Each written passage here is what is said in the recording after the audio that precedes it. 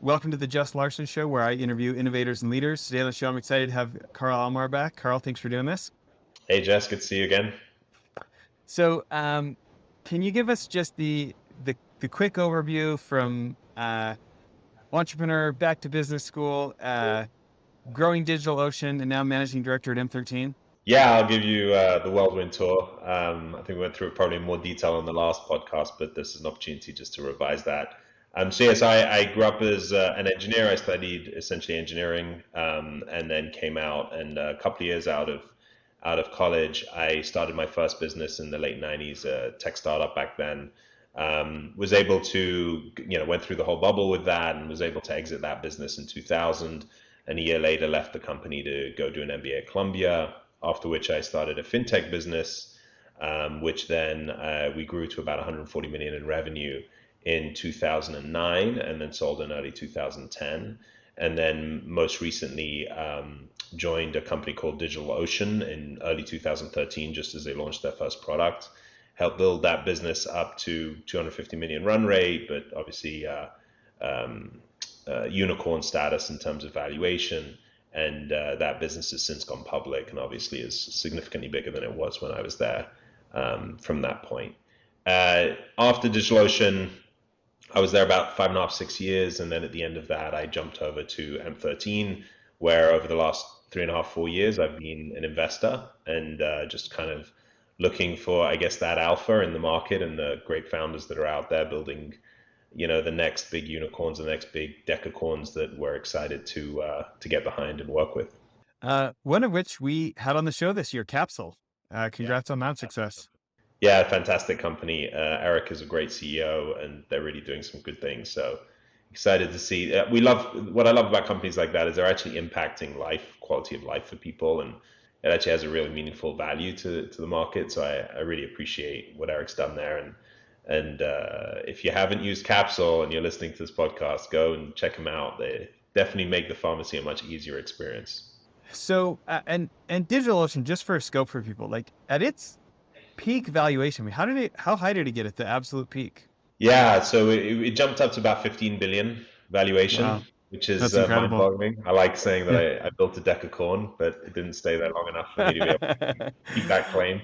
But Yeah. I think it'll go back there. It's definitely, it's definitely a very, very valuable high growth business. I mean, the beauty of DigitalOcean is I really feel we built a relatively unique machine in its time in that it's cash flow positive now, it's profitable, EBITDA positive, still has very strong growth rates. Like this is very unusual in the modern tech world, and I'm really proud of that. And I think that speaks to the longevity of the business. And as the markets do eventually recover, I think that DigitalOcean will be rewarded for that. So I expect it to get back into decacorn status pretty soon. I'm holding on to my equity with that hope in mind, and it has a great CEO now in Yancey. So have very, very high hopes for that business. But yeah, it got to 15 billion. I think we IPO'd at somewhere between 5 and 6 billion. It's down closer, hovering around the IPO range now. But I do believe there's more value there. So, what I would love to talk about today, we're kind of discussing a little bit before we hit record, is this idea of like your lessons, that kind of 0 to billion story, and at M13, how you bring these philosophies to help your portfolio companies like Capsule, and quite frankly, like the CEOs today who wish they had an investor like you or wish they had a board member like you who'd actually done it before. Just what kind of advice that entrepreneurs today can be trying to internalize. Where do you want to start with all that? Well, I mean, why don't we start at the beginning and talk about, the DigitalOcean journey, and then that kind of in itself will seed some of the guiding points and guiding principles to kind of how we try and help companies now. So, I mean, I'm happy to just kind of lay the groundwork, and feel Yeah, free to go bring for it. and take me down that path. But when I joined DigitalOcean, I joined literally as they were launching their first product. The four of the founders were there, and essentially they had kind of built this, you know, your typical young, kind of aggressive, ambitious business that hadn't yet been kind of had the foundations and the like built around it yet. So I came in with a view to help them close their first round of institutional investment. They already had a term sheet, but they needed to build a whole bunch of structural things around the business, foundational financial foundations, projections, setting up credit lines to build the infrastructure they needed to build, like a whole bunch of those basic pillars. And it took us about 3 months to get that done, but we did get that done. And in that time period, I got a taste of how big of an opportunity DigitalOcean really could be. I think one of the things I was tasked with in those very early days is, hey, like, build a model around what this business could become. And my model spoke to a company that could do 100 million in run rate within 3 years. And looking at that model and saying, well, if I believe my own numbers, then I can't ignore this opportunity, because it's very, very rare at that time to get a company that could grow that quickly. And so I jumped on board as COO, and we started that building process. And the really interesting story about DigitalOcean is, because I did start so early, it was really bare bones when we began in terms of teams and structure and process, and everything kind of had to be built from the ground up. And it was really my task, departmentally, department by department, section by section of the business, to continue to build, the basics and the foundations of that, and then ultimately to bring the right teams in, the right leaders in, to run those teams and drive the business. But with that being said, I think what was so exciting about it is very early in the whole experience, you could see how this business had potential to become something very, very large. So I'll jump in and talk about that. So what we saw right away was what DigitalOcean was really building a machine. The founders before me had really kind of perfected how they wanted to speak to their target audience, which was the developers in the market.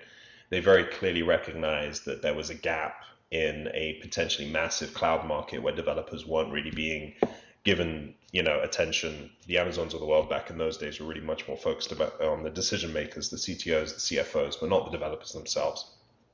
So DigitalOcean was built on the basis of how you deliver high performance, relatively inexpensively, with absolute utility and simplicity, and making it very, very easy for anyone to get up and running. And immediately that began pretty much just as I started. You could see very, very quickly the sentiment that was being returned, and kind of the organic machine that was being built. Well, can I pause you just for people who aren't familiar, and for folks not familiar with the space in general? In its most simplistic form, what was the DigitalOcean offering at the time? Yeah, at the time it was simple computing services. So it was a slice of any CPU or computer that we had in our data centers that you could use as a remote server for your website or for your application or for wherever it was you were building. And it was as simple as that at the very, very beginning, simple compute offering. Ultimately, obviously, that evolved into a much more complex, complete cloud offering. But at that time, it was really targeted towards the individual developer that was just playing around, hacking, wanting to launch a little website, test an application, just do something very, very small. And they had this, $5, we called them droplets, which were our kind of compute slices. $5 droplet up and running in 55 seconds. That was the basic theme of how we started. So to a developer, wow, it's cheap. I can pay for it. No one, it's not a worry to pay for it. And I can get up and running in 55 seconds rather than having to go through this convoluted process of setting up my Amazon environment. Great. And I mentioned Amazon because at that time, Azure didn't really exist. GCP didn't really exist. None of these other players were really out there. Really, Amazon was kind of innovating in the marketplace ahead of anybody. And so, as I said, the key was we began to see more and more of just this organic machine. And I think one of our proudest points to this day, myself and the founders, is that even though when I left, and I left after all the founders had already left. So when I left, the company was doing about 250 million run rate. Today, it's approaching a $600 million run rate. I'd say 80 to 90% of that revenue is all based upon the machine that we built. And now there's been some supplemental additions of other services and things on top, but the core machine we built has really driven most of the usage of the platform. So it's just exciting to see this machine continue to build and turn. I think Yancey, the current CEO, is looking to get to $1 billion run rate in the next couple of years. Would love to see him do that. I don't see any reason why he wouldn't. So it makes for a very, very interesting kind of model of how to build a business that really kind of builds on itself. The irony is we made a lot of mistakes along the way. We messed up a lot of things along the way, But the strength of this core machine is what really carried us through and allowed us to fix those mistakes and ultimately get to a place where we had, a much better operating product at the end of the day. Well, maybe my first question there is for myself, for other entrepreneurs listening, CEOs, founders, um, what are questions we can ask ourselves to become objective about is the core of our machine really as good Yeah. as we think it is? Or, like how do we find out if our baby is ugly? Yeah, no, it's a very, very good question. Nobody's baby's ugly, right? It's all in the eye of the beholder, but the reality is, some babies weren't built to be decacorns, or weren't born to be decacorns, unfortunately. Yeah, I think it's all about product market fit. I cannot claim any of the credit for establishing product market fit. I recognized it when I got there. I don't know if it was by design or by pure luck, but it was there for us. And, we had an offering that was really engaging with the market. I think Mark Andreessen once said that, I think it was Mark Andreessen, might have been someone else, I might be misquoting, but, when you have product market fit when you just can't build the service fast enough. And, you just can't support the growth fast enough. And that's really the situation we were in. I remember for the first year that I was there, we had a sticky note process. We had every day that we had availability of droplets, we put a green sticky note on this kind of conference room wall we had. And at one point, it was almost all red. And then I was tasked to, okay, go figure out our infrastructure strategy, go build it out. And periodically over the next few months until we were like a quarter or 2 quarters out, it went from all red to slowly getting to all green. And we got to a place where we actually always had capacity. But for a long time, we just struggled to keep up with the amount of demand that we were seeing. And that is the most obvious example of product market fit. But how do you translate that into any other business, into any other environment? You have to think about your business. And I think if you want to be really, really reflective, take a step back and say, how much of a struggle is it for me to get people to use my product?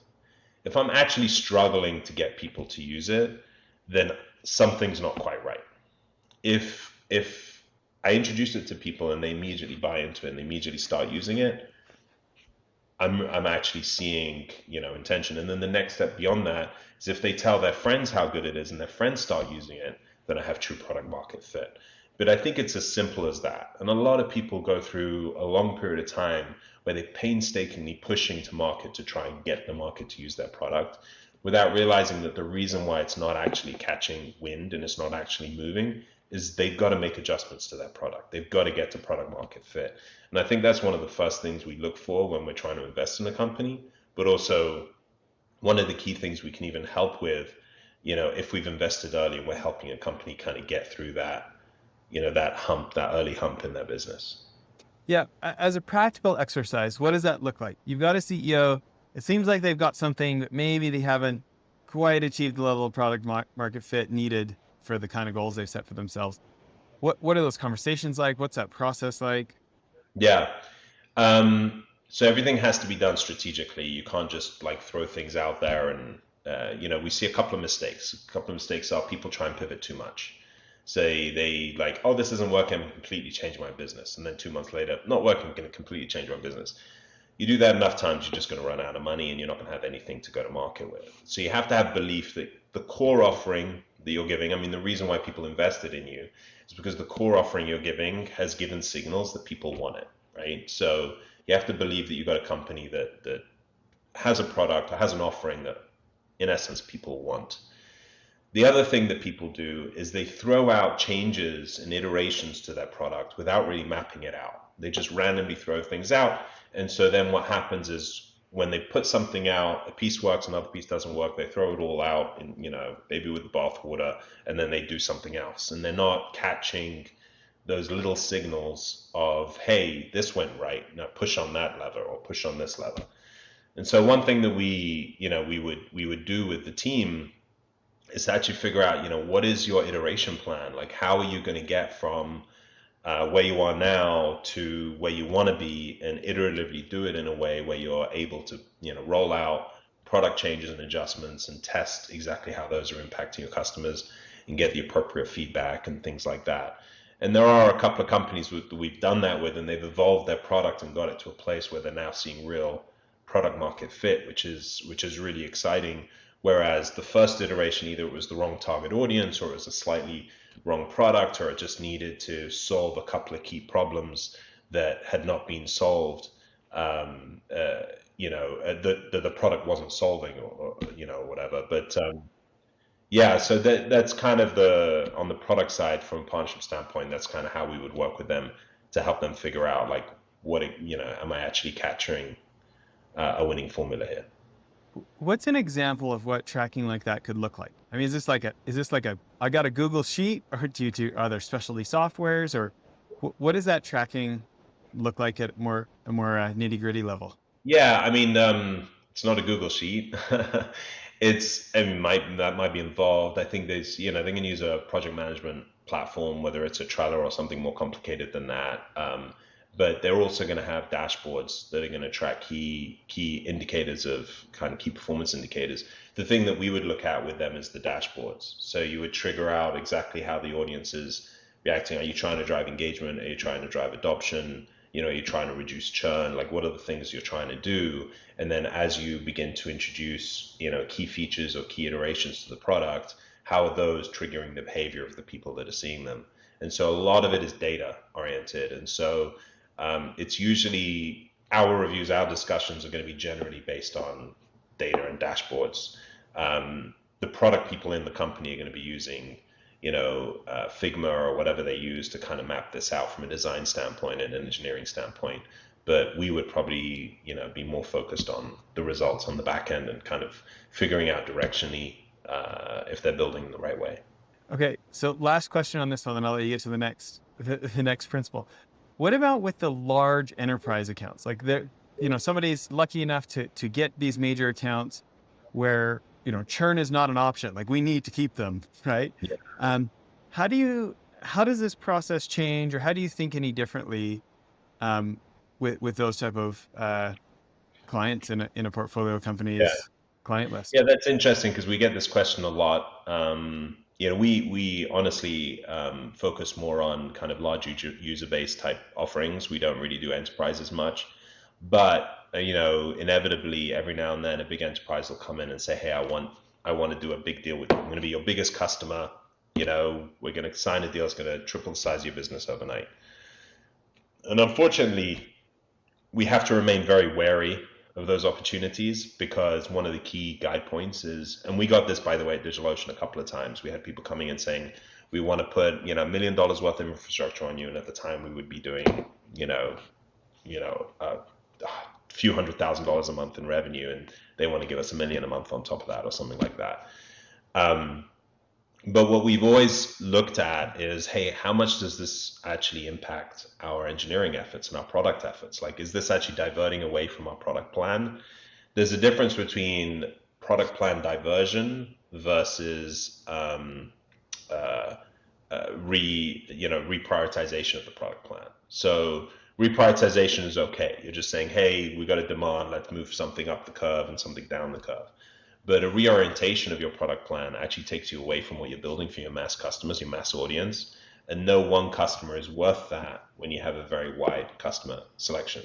And what we found a lot, I found in previous companies and with other portfolio companies, but we didn't do at DigitalOcean, is when a company decides, oh, I'm going to go for that, their whole business becomes a service organization for that one customer. And that's very, very problematic. Now, some businesses are built to be enterprise businesses, but even those businesses are not going to live and die by one customer. They still have to have an offering that allows them to produce a solution for multiple customers. But they're probably far more burdened than we are with the bespoke impact of enterprise customer requirements and demands. But as I said, on the types of business we invest in, the type of business DigitalOcean was, we are very, very wary of that. Now, there does come the case where a enterprise comes in and says, I want to give you $1 million contract or a $10 million contract. And oh, by the way, it fits in your product plan. Maybe there's some reprioritization, but you can do it within your product plan. What we'd often advise founders is to literally, formalize that detail. Like, this is what we'll build for you. This is exactly what it is. We're selling you what we have, not what we don't have. And then if they take it, great. Why would you say no to a big opportunity like that? But always be wary of what are the, you know, what's the subtext, and what are the details between the lines, and just make sure you're not getting yourself in a situation where you're just falling into this service organization type model, which can actually really limit your growth in the long term. Yeah, no kidding. Tail ends up wagging the dog, right? Yeah, yeah. So, Should I go back to some of the yeah, yeah. DigitalOcean? Yep. So going back to the DigitalOcean story, so really that was the first thing, is like we really recognized we had product market fit, which is very, very exciting. But the first reaction to that, is business is growing. We got our investment. 6 months later, we're going out to the market. We got a 10x valuation, and we're raising 10 times the amount of money. And at that point, Andreessen Horowitz jumped in and kind of participated in our Series A, led our Series A. And so we did a much bigger round in Series A. We now flush with cash. We have a business that's growing. Do you disclose how big those rounds were? Like how much your first one was versus your Series A? Yeah, sure. I mean, at this point, I think it's probably all public because it's a public company. But the first round was, I think, about 3.2 million. And the follow-on, the Series A, was 37 million. And the Series A was done at a $150 million post, whereas the first round was probably sub $15 million post. So it's very, very big 6-month transition business. So we closed the first round, I think, in June of 2013, and we closed the Andreessen round. I know we signed the term sheet in January. I want to say we closed in February. But that's the time frame of the following year. So literally like a 6-7 months gap between the two. We needed it. We were growing so quickly. We needed to get funding. Now, this is where the next fundamental mistake happened. This was kind of a rift in the leadership, in kind of the leadership team, around how should we grow. And the way we ended up going was just really throwing money at the problem and just trying to get as many engineers and as many product people into the box as possible, not actually thinking about how do we organize it, how do we structure it, how do we level it. And I think through the year of 2014, we built a relatively big organization. We jumped up to north of 100 people, but in doing so, I think we probably lost 30 to 50% of the people we hired, because we had no structure for them. We had no leveling and no recognition of talent. And obviously, when you lose 30 to 50% of your people, you're generally losing the better ones. And so we come to the end of 2014, and we really are in somewhat of a cultural crisis in the firm, and recognizing that we have a very, very bad cultural environment. Engineers are not getting work done. It's just not really coming together the way we wanted. And that's where we had that kind of, come to Jesus moment of, this isn't right. We need to fix it. We came in and kind of turned the whole thing around. And in January of 2015, we kind of initiated a formal effort to kind of fix the organization, built structure in the engineering teams, started to build engineering managers. Believe it or not, in 2014, we didn't have any engineering managers. It was just all engineers. And started kind of leveling and figuring out where people sat in the organization. And then ultimately we brought in Matt Hoffman as our head of people, who's now with me at M13 as well, one of the best people leaders in the market, if not the best.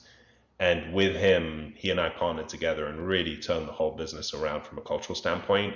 I think by the beginning of 2016, we voted like best place to work in Cranes or something like that. Like, we literally completely reversed. We did a whole bunch of things around that, but go ahead. Well, can you just give us a couple of examples, Yeah, of those whole bunch of things, what you felt like were maybe the higher impact ones? yeah. So two things we recognized was, people didn't know where they belonged in the organization, and second thing was the lack of transparency.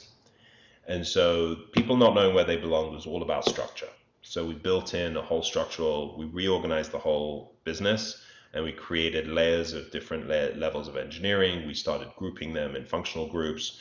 We started thinking about engineering management to be able to manage all the process between that. And we even brought in, one thing I recommend to any engineering or product firm, technical program managers that start to organize all the work and make sure that people felt really productive and people were really executing on the things they wanted to do. So that was all. First thing is oriented around kind of where people belong and how people feel like they fit in the organization. And the second thing was transparency. And so what we started to introduce is kind of a communication methodology with the firm as a whole. We did these Ask Me Anything every 2 weeks. We called them AMAs.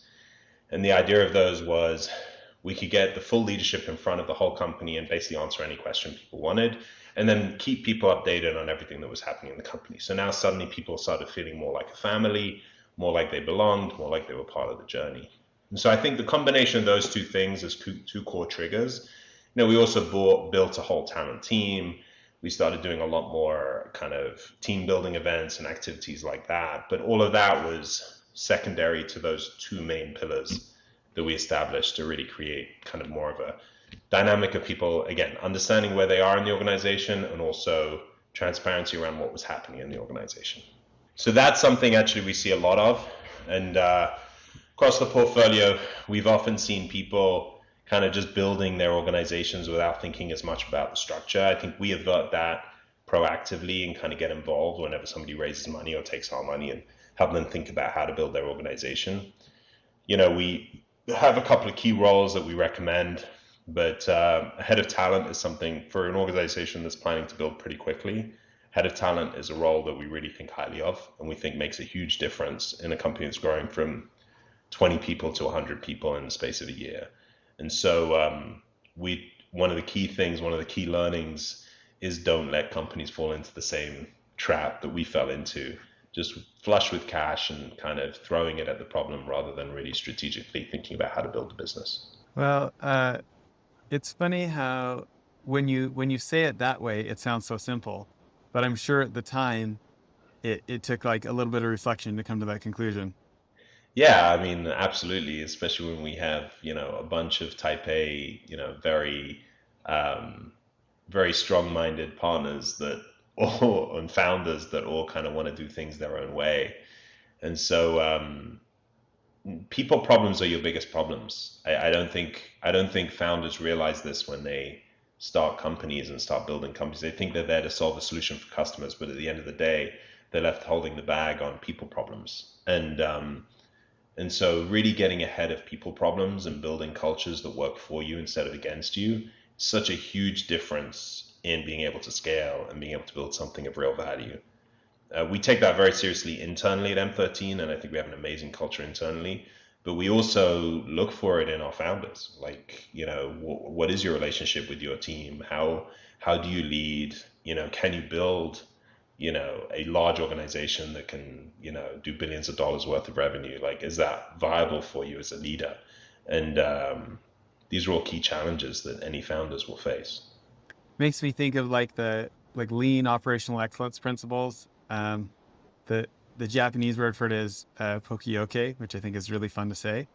It's this idea of like mistake proofing, Yeah, and so for them, a lot of times it's like in industrial environments, it's like, how can you make sure somebody doesn't chop their hand off in this big machine? Well, let's add an extra button. So they have to push a button over here and reach over here to pull a lever. And there's yeah, no hand free to get, they don't have an extra hand to get chopped off, right? yeah, That's a pretty extreme example. But like, as you're talking there, I'm just sitting here thinking like, yeah, that intentional strategy up front of all those things that you brought up of like how you want your people to feel and the intentionality and all these things of like, how could someone mistake proof the people side? And you're obviously not really going to be able to do it, but like, how yeah. much could you mistake proof by intentionality of like cultural design in advance of growth so that you can grow without losing it? Yeah, it's interesting because it's become a lot more prevalent in society over the last 10 years since we had to deal with it.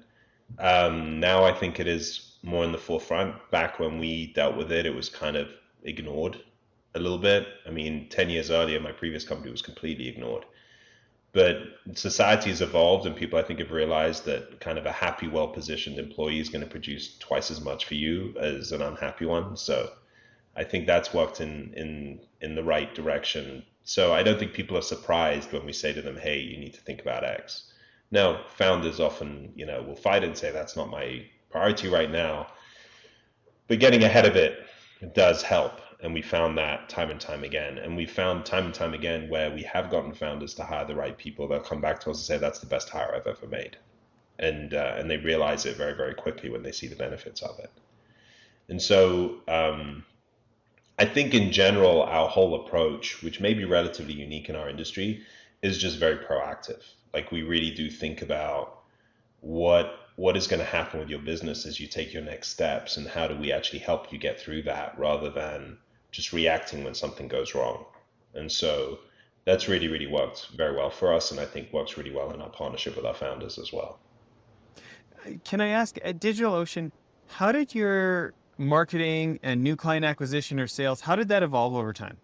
Initially, it was all one person. One of the co-founders, Mitch Weiner, was like the key marketing person. We initiated, I think Moisey Uretsky, who was also one of the founders, kind of initiated a content strategy before I joined, where they started just kind of producing and putting content out to market. And that evolved as kind of the lead strategy for us to acquire customers, because we started getting better SEO and the like on it. That obviously matured over time and has become more and more prevalent even in today. And now what we're finding, even as a public company, they're actually acquiring content businesses because the value that brings in terms of bringing engineers to the table and kind of opening up not only bringing them to the table for acquisition, but also helping them execute on what they're trying to do on DigitalOcean has really worked for the company. But I think the key, if you want to talk about evolution, so everything started in that way. And then Mitch kind of was the glitter guy in terms of marketing and just kind of built the brand and built the recognition and kind of got it out into market, but very directly towards kind of the core developer.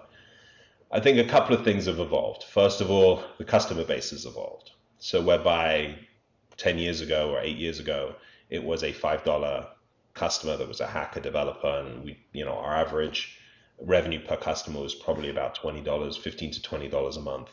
Now the company boasts a whole VIP category of, and this is from as of when I left, whole VIP category of customers that are larger companies that have evolved, either built through the whole mechanism, started small and grown, or have just come in kind of in mid-growth to DigitalOcean. And so we see a much wider use case, wider set of options and capabilities, and the competitive set has evolved as well. So where it started as a very simple 55, up and running 55 seconds, $5 droplet directly to an individual developer, that's evolved into this much bigger representation of the credibility and the security and the capabilities of the platform, to a much more mature audience with multiple layers of services and offerings that allow them to do what they need to do. So the complexity of the complexity of the method has grown significantly. So that requires a comms department, that requires much more targeted paid marketing, much more strategic paid marketing. It requires just a whole bunch of different layers of marketing activity. We introduced, I think, in the second year or so, developer evangelist capabilities, and that now has grown into a whole community aspect of the platform. And so there's a lot of maturation and development and kind of evolution of the whole, the message, but also the delivery mechanisms of that message into market. The great news about DigitalOcean, though, is it never needed salespeople.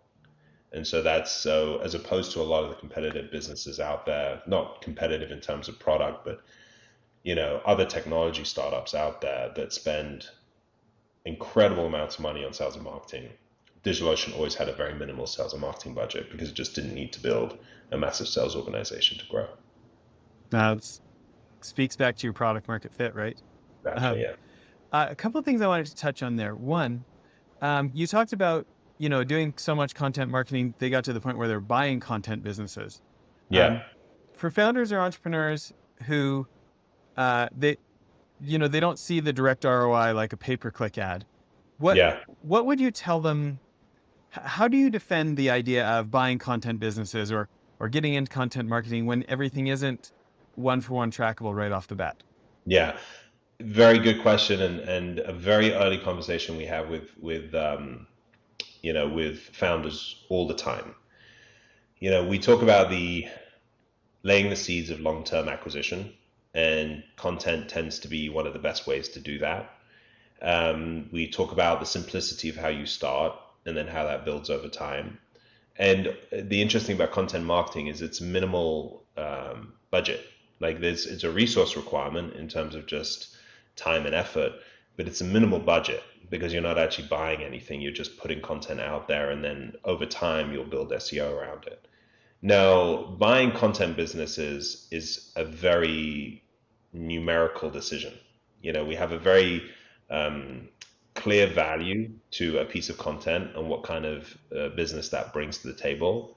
And it's as simple as, if it makes financial sense to buy this business that has 1,000 articles that are going to create this much value in return for us, then that makes sense to make that acquisition. So it's a very simple acquisition model.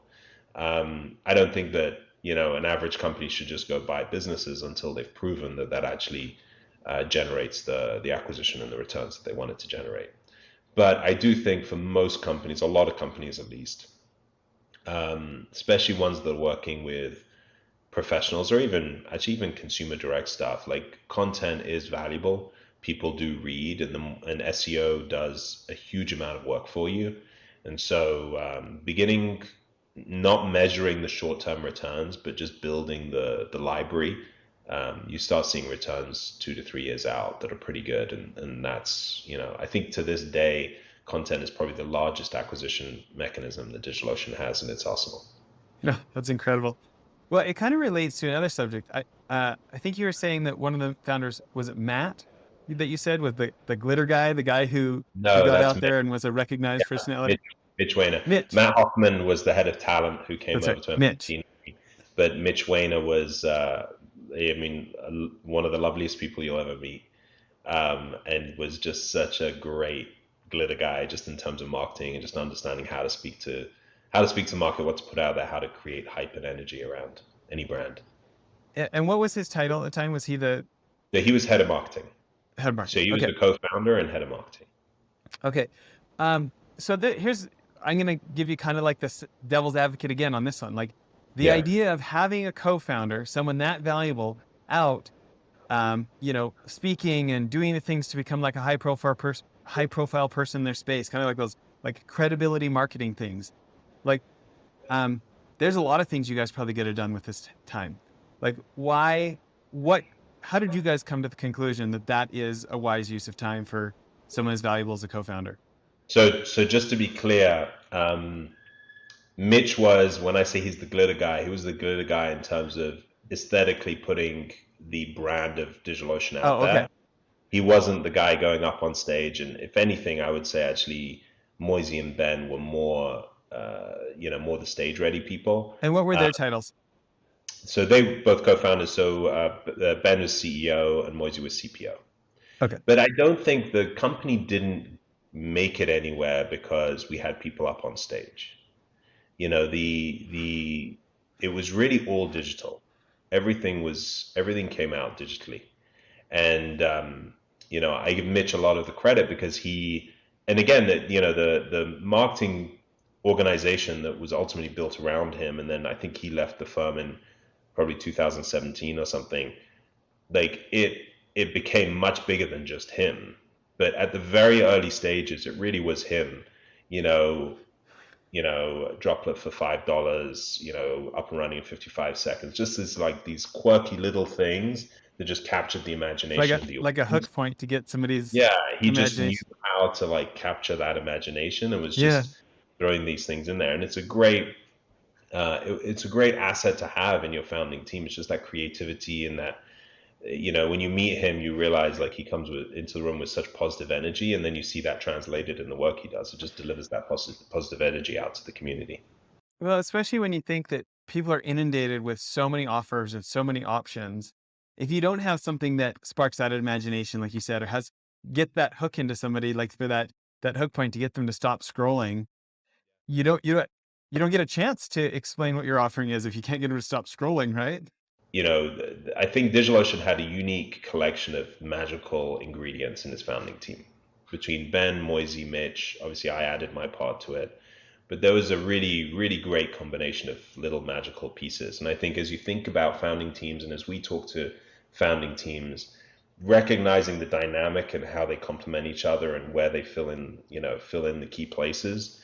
I'd say the Ben Moisey Mitch combination was missing what I brought to the table. But then with me joining, we filled that gap. And there's always going to be some gap, no matter who the founding team is you're working with. So the question is, how do we help them figure out where is the blind spot? Where is the gap? How can we help you with that? How can you eventually fill that? And try and recreate that magic that I was lucky enough to be a part of at Digital Ocean. Yeah. So, what's one more of the principles from your Digital Ocean life that you've really brought to M13 in a big way? One of the big things that I've spoken about a bunch is kind of the approach towards business. I've been through enough crises in my life to realize that being calm and not reacting aggressively or knee-jerk reactions to things is probably one of the biggest tools that anybody can have in their arsenal. I've worked with a lot of very emotional founders that create more problems for themselves because their emotions aren't helping them. And I'm not saying that people should be robots by any means, not at all. But being able to take a breath and calmly, understand the circumstances you're in and try and solve for those is a real skill set, a talent, and I think everybody should practice it. And different people do it different ways, whether they're doing breathing or meditation or things like that. But for me, it was just something that I was lucky enough to to have, and it allows you to get through crises a lot. I think another extension to that is you don't really test people in the good times, you test people in the crises. And so understanding who you have on your team, understanding how to build the people around you and how to build an organization around you, going through a couple of those tests is sometimes healthy because it allows you to really see what's there. And at the end of the day, I think any company is only as good as the people and the team that you've put together to make it happen. I can make some guesses, but I want to hear from you. When you think about the unfair advantages that M13 brings to the market, when you think about maybe what you guys do that not all your competitors are doing, what would you put on that list? Yeah, I think, when we established M13, so I joined for Fund 2. Fund 1 was Karl and Corny, my partners, set up Fund 1 themselves. And then as they were thinking about, doing an institutional Fund 2, that's when they came to me and asked me to join. And I talked to them for quite a while through the year of 2018 about what it would be and what we wanted to build and how it'd be different. And I really took it as, hey, listen, I've had 20 years plus of relationships with VCs and institutional investments and building startups. And I've made more than my fair share of mistakes. And somehow I've navigated through and come out the other side, which is great. But not everyone gets that. Not everyone gets that lucky. But in that, I've collected so much understanding of where people were helpful and where people weren't, how things helped and how things didn't.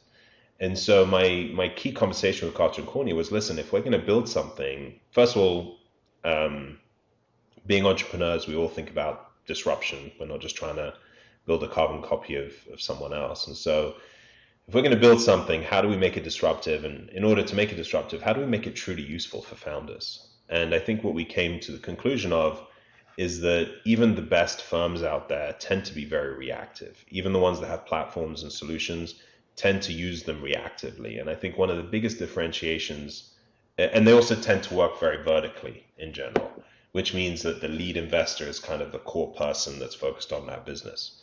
So there's two key things that I think we've done in the way we structured ourselves, the way we work with founders, which really differentiate us. One is we are very proactive. We like to think very, very proactive. We work proactively with our founders. We partner with them and we think about what's coming up and how to help them on the next steps of their journey, rather than just reacting to whatever problems they're facing in real time. And the second thing is we've built a truly horizontal firm. So when a founder partners with M13, one of the first things we do is we do our welcome meeting. Our welcome meeting is we bring all the other partners into the firm, into the conversation with the founder, and we introduce the whole organization, the skill sets, and all these operational capabilities we have across the firm. And we essentially create an open door whereby even if I'm the deal lead, and I'm the one, with the personal relationship in the board seat, the founder, through our Slack channels and how we do it, has direct access to all the other partners, and we regularly see multiple conversations going on, multiple parts of the portfolio companies talking to different parts of our organization, and we can proactively work with them on how to address and deal with growth challenges that are facing them coming up.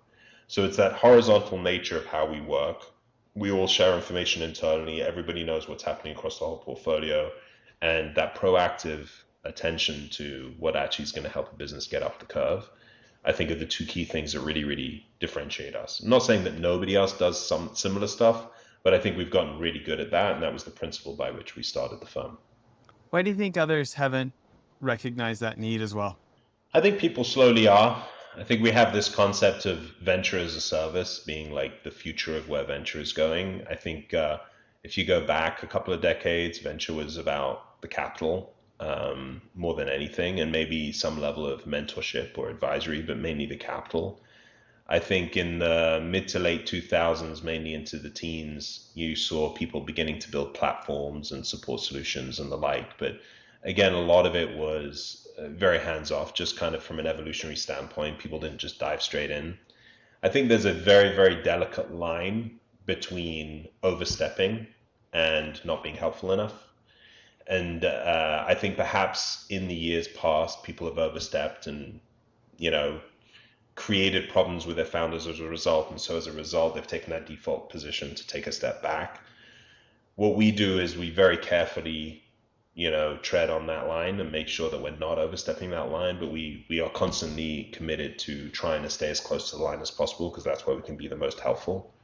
And I think now that, in the old days where money wasn't that as available as it is today, people didn't need to do these things because the money spoke for itself. And so, founders were looking for that investment. But today, as money is becoming more prevalent, as more and more funds are launching and there's more competition, where you can put your money to work, people are realizing that they actually have to be more helpful and more active to be able to get into the right deals. And I just think it's an evolutionary process. So 10 years out from now, we think the model that we hopefully are pioneering, this kind of venture as a service model, becomes the standard way in which venture gets involved. Like, we're there to help, we're there to build real great businesses. We're not there just to put money to work and sit back and watch. And I think more and more companies are going to move in that direction. I don't think we're going to be unique, but being hopefully one of the pioneers, if not the pioneer of kind of this approach, hopefully that, puts our stamp on the table to say, we're always going to try and stay ahead of the curve and always add that, extra layer here and there to ensure that we're kind of thinking ahead about our business and how we can be more and more helpful and how that's going to reflect on the performance of our portfolio. But by the way, if there are people looking for funding today that want to reach out to you guys, is the website the best way, or what's the best Yeah, way? website or LinkedIn. Okay. They can also, directly email into us. I mean, my email is pretty obvious. It's just Karl. It's Karl. I always get given a hard time for saying Karl with a K, but Karl at M13.co. And so people can always email us or they can message us on LinkedIn. But yeah, always happy to talk to entrepreneurs. Always happy to kind of help where we can, even if we don't invest. And just quickly, who's right up the fairway for you? Who are you hoping is reaching out to you? Yeah, so our fund is a $400 million fund. So we have two types of investment. Our core investments are like Series A, $5 to $15 million lead checks. We do have a discovery component, which is maybe more of a seed level investment, which is $1 to $5 million checks. We generally focus on businesses that have a consumer orientation, not that they're delivering directly to consumers as much as they're impacting a consumer's life.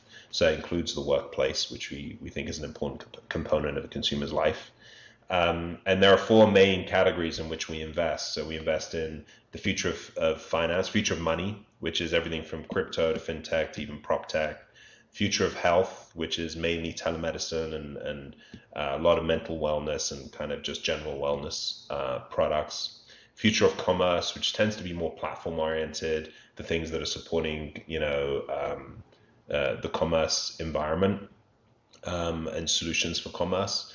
And then future of work, which obviously focuses on this whole burgeoning hybrid, remote work, local work, as well as kind of gig economy type work approach that we're seeing more and more in the landscape. And so those are the general areas that we focus on. Really just looking for great entrepreneurs who are building great businesses, and looking to find people who actually want to work with an investor as a support mechanism as much as just a capital, source. Yeah.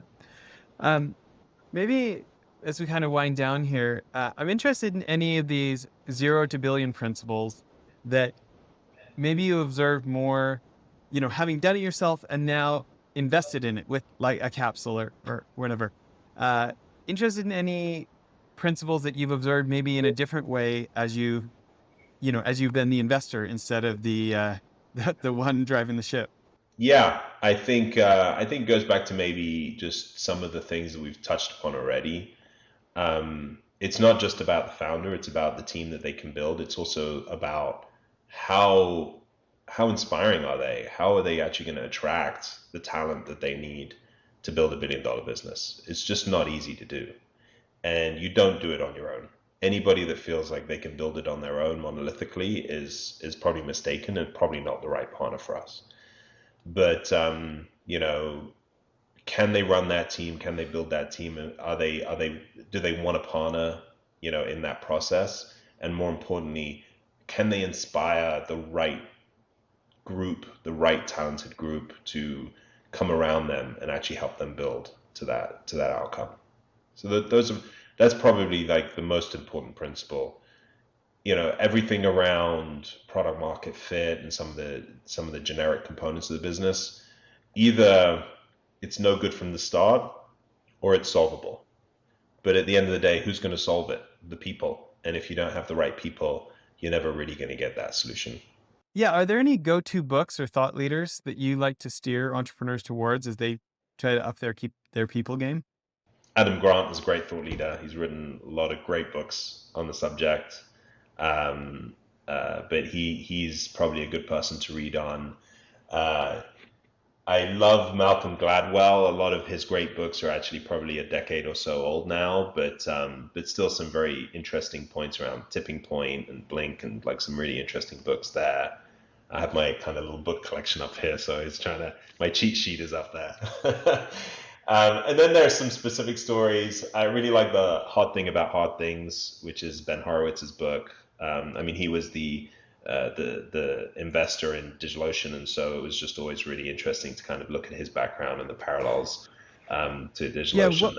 What was that like compared to the rest of us who only get to see his public perception or like I've read that book a number of times and I'm a big Yeah, fan, promoter to other CEOs. What was it yeah, like to actually interact with him as opposed to just see him as the public figure the rest of us do? yeah. I mean, he wasn't on our board. He signed all the investment documentation. We had a different board member, Peter, who was on the board. But I think it's interesting as a lot of the myth around him, around kind of his interest in hip hop music and his kind of social tendency, I think are relatively, on point. He does have kind of that network and that energy. What I find the most interesting is when you read the book and you kind of see the the the relationship he had specifically with Mark Andreessen and kind of the the volatility of all that. I've never seen that or experienced that kind of in any interactions with him directly, but it is interesting. I mean, it's something we faced internally ourselves. And so just seeing that that's something that was overcome and some, great businesses have been built out of these interesting dynamics between founders, really demonstrates that maybe it takes a little crazy to build something really great. It's not just all, noughts and ones, but yeah, it was definitely an honor. I think we really we took an investment from Andreessen at I think such a great time in Andreessen's history. They've obviously grown so big now. At that time, I think it was probably the perfect size for us. We had sufficient amount of attention from them, and they were really kind of in this growth curve of their own and this attention point of their own. So I think we got really lucky just even in the timing in which we got involved with them. This is great. Thanks for doing this again. Thanks so much. It's always a pleasure to chat, Jess. Yeah, we're just gonna have to put you on the back of the calendar. We'll just do every fall. We're just gonna have you have your Oh, standing spot yeah. with us. Yeah, I'll come up with more and more stories every time we talk about the things that we're doing and stuff. That's Keep it in. great. Okay, everyone. Thanks so much for listening. Bye now.